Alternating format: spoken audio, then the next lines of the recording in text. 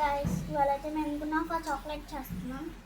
చూడండి, ఫస్ట్ మేమైతే చాక్లెట్ జీడిపప్పు లేకుండా చాక్లెట్ వేసిన డెకరేషన్కి మర్చిపోయి, మీ డెకరేషన్ కావాలంటే మీరు వేసుకోండి.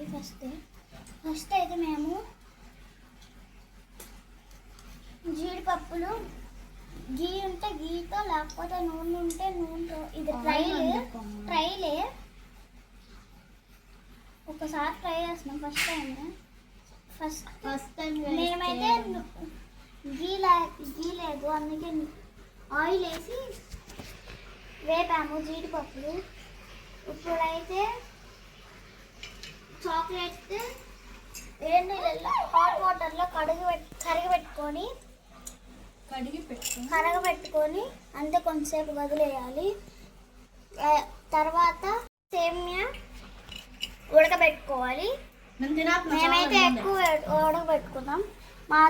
మా చెల్లి అయితే నాకుంటుంది ఆ చాక్లెట్ కవర్ని. అయిపోయింది. అయితే అప్పుడు అది సేమియా ఉడకబెట్టుకున్న తర్వాత నార్మల్ జీడిపప్పులు కూడా తీసుకొని తర్వాత ఫస్ట్ మీరు జీడిపప్పులు ఫస్ట్ డెకరేషన్ కావాలంటే వేసుకోవచ్చు. ఇప్పుడైతే నేను చాక్లెట్ వేసుకున్నా, డెకరేషన్ వేసుకున్నాం. తర్వాత దీంట్లో సేమియా చాక్లెట్ వేసుకున్న తర్వాత ఉడకబెట్టిన సేమియా, తర్వాత మళ్ళీ చాక్లెట్, తర్వాత మళ్ళీ